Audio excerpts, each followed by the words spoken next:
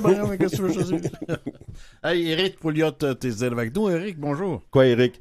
Hey, écoute, bonjour, ça va bien? Oui, Hey, toi? si on se fie aux nouvelles, en ce qui concerne la réserve faunique des Laurentides, le litige entre les Inuits et les Wendat, ça refait surface, là.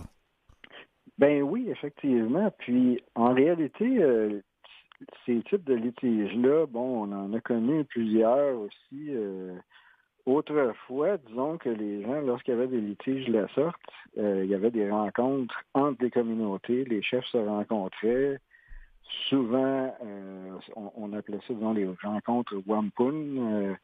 Les gens échangeaient vraiment, chacun des partis échangeait pacifiquement. Bien sûr, au départ, les chefs faisaient une oration des points soulevés en communauté. Là. Ils exposaient les opinions dès leurs membres de la communauté à l'autre partie. Donc, c'est comme ça que les chefs procédaient. C'était toujours en consultant toute la communauté à prime abord avant de... On sait qu'aujourd'hui, les conseils de vente, c'est très différent, c'est beaucoup plus administratif. Souvent, les gens font une réunion de groupe, puis ça finit un Zoom de 20 à 50 personnes qui ont participé sur 3 à 6 000 membres de la bande. Donc, c'est vraiment très, très, très peu représentatif dorénavant ce qu'un conseil de vente peut faire comparativement à autrefois, ce qu'une oration communautaire pouvait mener. Donc, ça devient plutôt chaotique à cause de ça, en fait de litige légal et tout ça, l'organisation en cours et tout ça. Et puis aussi, les archives étant excessivement limitées, malgré qu'au Québec, on est chanceux, on a évidemment, pratiquement tous les archives ont été conservés et tout ça. Évidemment, il y a des collections privées, des documents qui n'ont jamais été encore sortis au grand jour et tout ça. Des chefs traditionnels qui ont conservé toutes sortes de correspondances ministérielles qui n'ont jamais été publiées, tout ça. Donc, là, ça peut devenir fortement chaotique. Puis, qu'est-ce qui se passe aussi, c'est que pour représenter la communauté et les opinions d'une manière impartiale, vraiment, il faudrait vraiment qu'il y ait plus de participation que juste un petit groupuscule dans une rencontre Zoom qui viennent exposer leurs opinions. Ce que tu dis, c'est qu'il y a beaucoup de ces documents-là qui devraient être publics au lieu d'être un peu sous le couvert, là. Oui, exactement, c'est ça. Puis, en plus, c'est que qu'est-ce qui se passe souvent, disons qu'une nation va invoquer un wampun ou une réunion, comme par exemple dans le cas présent à Wendake, expose une entente qu'ils ont eue avec les Algonquiens dans les alentours du parc de Laurentides et tout ça, pour partager les territoires de chasse et tout ça. Alors donc, oui, on a ce wampun-là, ou cette entente-là, peu importe comment on peut la décrire, ou quel est le fond intégral, mais voilà que peut-être qu'aussi il y a eu des ententes avec les Inuits qui n'ont pas été archivées, ou des ententes avec des cris ou avec d'autres ententes avec des Algonquins. Et les Algonquins ont potentiellement aussi fait aussi une entente avec les Inuits sur des territoires communs. Donc, de prendre uniquement la seule archive disponible pour en faire un point, c'est là que c'est un peu le chaos, puis qu'on voit que c'est l'aspect administratif occidental, juridico-occidental, qui prend le dessus sur qu'est-ce qui va être adopté ou accepté en cours en tant que document. Puis c'est là ça devient un peu une forme de litige opportuniste un peu.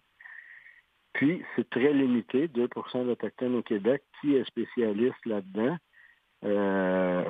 Comme par exemple, pour vous donner un exemple, il y a un avocat, disons, qui m'a envoyé des mises en demeure lorsqu'on a fait tous les historiques des 10 métis qui s'autoproclamaient métis et tout ça. Cet avocat m'envoie 3 mises en demeure sur 3 sujets qu'on avait exposés dans les journaux et tout ça. Lorsque le décret de 1 an de la mise en demeure est terminé, cet avocat-là m'appelle pour m'engager dans un autre litige. On voit que c'est devenu plutôt opportuniste, étant donné que c'est très limité comme milieu, le milieu juridique, dans en ce qui touche aux choses autochtones et tout ça. Donc, c'est très limité. Aussi, par exemple, comme une autre façon d'aborder la chose, donc, les Mohawks, autrefois, quand ils s'en allaient travailler dans les cirques aux États-Unis ou aller travailler dans les métaux, là, les structures architecturales à New York et tout ça, lorsqu'ils revenaient dans la communauté, ils ne voulaient plus vraiment parler de ça. Ils revenaient dans leur communauté. Ils savaient que ce qu'ils avaient fait à l'extérieur, c'était de l'extérieur. Fait que quand ils revenaient, personne ne reparlait vraiment de ça. Puis on peut le voir aussi dans des vieux écrits de Edmund Wilson là, des années 40, là, qui a relaté l'historique de plusieurs personnes qui travaillaient sur les structures d'acier ou de métal autrefois, là, les structures architecturales et tout ça. Donc, personne ne reparlait de ça, mais dorénavant, c'est vraiment devenu, disons, administratif, tout comment ça se passe sociologiquement et tout ça. Donc, on peut voir que les traditions ont vraiment changé au fil des temps. Est-ce que ça veut dire parfois que les ententes étaient orales et que la façon de l'écrire qu'avaient les Occidentaux et les coloniaux correspondait pas à ces ententes orales? Parfois, certainement. Mais aussi, il y a aussi le fait qu'il manque beaucoup de documents, puis que se baser uniquement sur une ou deux pièces, ou 4 pièces ou 5 pièces, ça demeure toutefois toujours supra-limité en matière de fonds et de sources possibles et disponibles, tu sais. Fait que c'est vraiment complexe pour ça. Fait que moi, je pense que je ne veux pas spéculer quoi que ce soit, mais ça risque de demeurer encore litigieux très, très, très longtemps parce que une grande parcelle des historiens continue d'implorer que ça ne fonctionnera pas là, en cours, là, cette requête-là et tout ça, que ça va juste finir un litige qui sans queue ni tête, qui finira jamais. Puis en même temps, pourquoi c'est le provincial qui gère ça encore une fois? Ça aussi, c'est très compliqué. Ça demeure provincial. C'est une direction provinciale. Un peu ce qui nous amène à l'autre litige, disons.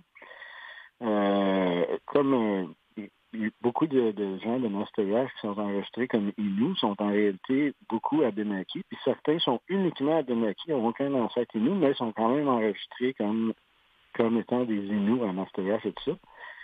Il y en a un que son père est Abénaki, sa mère est les Inuits. Il est allé chasser près de Odanak pendant quelques années et tout ça, parce qu'il habitait là, puis son grand-père et son père, il a appris la chasse de son grand-père et son père qui sont uniquement Abénaki, donc aucun ancêtre Inuit de ce côté-là. Et parce qu'évidemment, il a appris la chasse.